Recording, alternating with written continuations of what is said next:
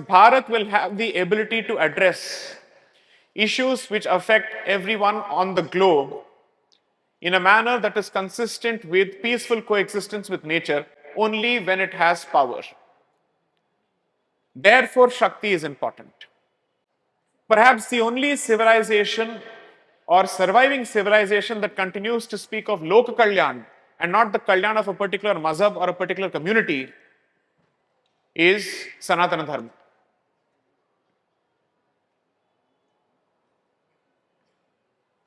It was previously Loka Samasta Sukhino Bhavantu. It is now Samasta Loka Sukhino Bhavantu because we believe in more than one lok.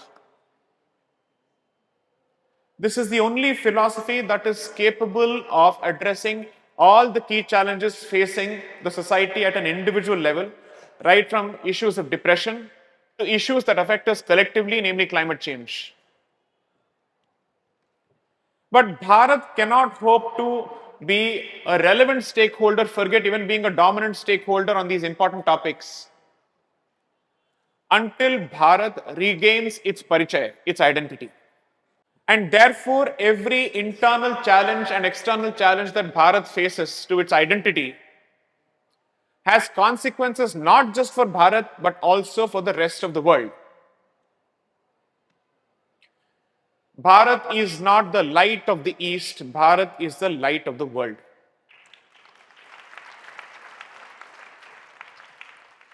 This statement doesn't come from a source of jingoism or patriotism merely because I'm born here, but because each time the world has looked for guidance on key issues which are existential in nature, one way or another, it is Bharat which has actually provided the answers.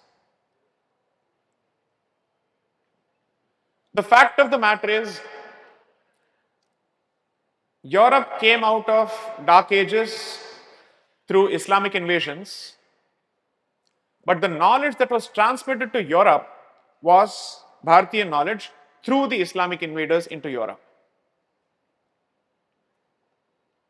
So I keep reading a lot of history, but I also read, let's say, philosophical takes on history. Why did Bharat go through that extremely painful, excruciating phase from 712 AD onwards or even before, and we are still going through it? I don't think we have fully come out of it. I hope we are in the process of coming out of it. What is the purpose of it? There is a New Zealand photographer who has become a fan of Bharat, who has come to Bharat often, who has visited ashrams across the world, and he wrote a fantastic book. His name is Howard Murfett, and if possible, please do Google him up. He was a World War II photographer who then came to Bharat and decided to make this place his home.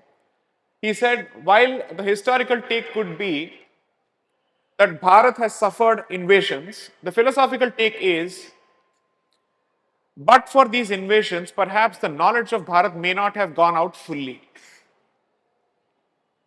I'm not saying that the invasions were right, but if you look at it from a different perspective, the knowledge of Bharat has actually spread to the rest of the world subsequently, significantly.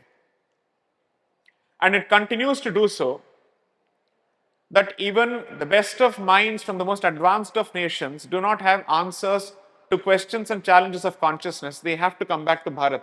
Because the one form of engineering that we have mastered and we have been masters of for generations and for millennia is inner engineering. We have understood that better than anybody else. It takes you back to another issue, that when you're discussing artificial intelligence, which fundamentally looks at replicating human consciousness in a different, let's say, non-transient or non-sentient being, so to speak, Bharat should have been at the forefront of the discussion on artificial intelligence and consciousness, but it is still not there yet. And without the tempering effect of Bharat, without the responsible worldview of Bharat, artificial intelligence is capable of wreaking the third or the fourth wave of havoc on human minds. The Industrial Revolution did not have a conscience to it. The space age did not have a conscience to it. The nuclear age did not have a conscience to it. Now the AI age will have no conscience unless Bharat steps up and takes its own responsibility.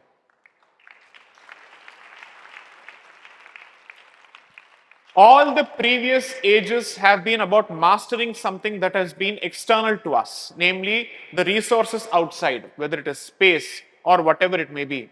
But artificial intelligence can be perhaps the most devastating, let's say, revolution, so to speak, unless it is tempered by let's say, the limiting effect of dharma. If AI does not have a dharmic bent of mind, and by that I don't mean a Hindu bent of mind, I mean a righteous bent of mind with a certain understanding of rights and responsibilities, what it can do to our consciousness is incredible and, according to me, positively scary. Take, for example, a simple case study of the impact of Facebook, X, and TikTok on the young generation. And as parents, you know that you have lost your children, or at least their bandwidth and their mind spaces, to social media significantly. Because each of these platforms is designed to hook people through addiction.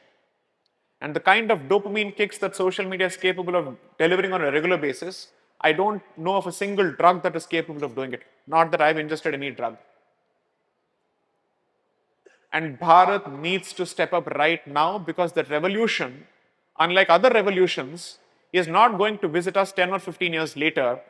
It will hit the shores of Bharat, or it has already hit the shores of Bharat when it has already entered the shores of West. Previously, at least when you're looking at computers, information aids, so on and so forth, it would take about one generation for that revolution to land on the shores of Bharat. But when it comes to artificial intelligence, right now we are so interconnected with the rest of the globe that we cannot keep ourselves completely immune from the impact of artificial intelligence. The good part of Sanatana Dharma is that it is not just a religious outlook, it is an all-encompassing, wholesome outlook which looks at nature, which looks at individual, which looks at the society, which has a very clear let's say, conception of Rashtra and Rajya, and it also has very clear takes on what should be our approach to technology. Technology without conscience is tyranny, and we are gradually moving in that particular direction. Now let's connect all these meta topics, these earth-shattering topics, to the topic that has been given to me. I have been asked to speak on the topic of Bharat, civilization to nation, roughly translating to the journey of Bharat from Sanskriti to Rashtra, because the translation for nation is not Rajya, it is Rashtra. So let me try and understand these words for my own sake, and let's see if I'm able to make sense to the audience. Sanskriti, Rashtra, and then Rajya. संस्कृति से निकलता है राष्ट्र, उस राष्ट्र की कल्पना से निकलता है राज्य. संस्कृति और राष्ट्रीयता के बगैर राज्य नहीं निकल सकता है. The political unit, which is the Rajya or the state, is the last mile of that particular journey, where it starts with civilization and then it moves gradually towards the conception of a nation as to who we are as a people, and from there comes the identity of what is the political unit in question here. The problem of the last 75 years, or perhaps the last 150 years, when it comes to Bharat's history, has been the peculiar insistence that when you think of Bharat or India, not even Bharat for God's sakes, only India, and when I say gods, I mean the apostrophe comes after the S because it's a plural, not a singular, is that we are being told focus exclusively on the Rajya. And इस संस्कृति और राष्ट्र और इस राज्य के बीच में कोई रिलेशनशिप नहीं है. There is no relationship between our civilisation, our nationhood and our statehood as India. We are being told पूरी तरह से आप इसको तोड़ दीजिए, एंड इसको तोड़ने का जो जरिया है दैट इज सेक्युलरिज्म. भारत और India for that matter is being told that secularism requires India to give up its roots and its fundamental identity, and we are being asked to exist in vacuum with no sense of who we are. Which is why it is important to understand that जब आप संविधान की बात करते हैं Samvidhan is not a document that exists in isolation or in vacuum. It must be understood in the Prishthbhumi of civilization and nationhood. It is that background, it is that context which informs Bharatiyata. If today we are told that India as a state does not have a civilizational identity of its own, and dare I say a religious identity of its own, we are being asked to empty this vessel called the consciousness completely. And the human mentality or the consciousness is such that it can never remain empty. You're being put through a systematic process of emptying your mind so that something else can take its place. The question is, what will take its place? What is this gold going to be replaced with garbage or filth? That is the question you need to ask yourself. Therefore, the purpose of secularism in the last 75 years, or at least since its introduction in the preamble in 1976, has been to accelerate the process of emptying your consciousness of its civilizational identity. And each time we are told that if you don't do this, then your secular credentials and your peace-loving credentials are in serious question. You are put in a moral trap. And you're being asked to choose between secularism on the one hand and Sanskriti on the other. My entire endeavor in public domain is to present arguments through the prism of Samvidhan to say, इन दोनों के बीच में अंतर विरोध नहीं है. लेकिन अगर है और आपको इनमें से किसी एक विकल्प का चुनाव करना पड़े, तो हर बार आपका चुनाव सिर्फ संस्कृति की ओर होना चाहिए.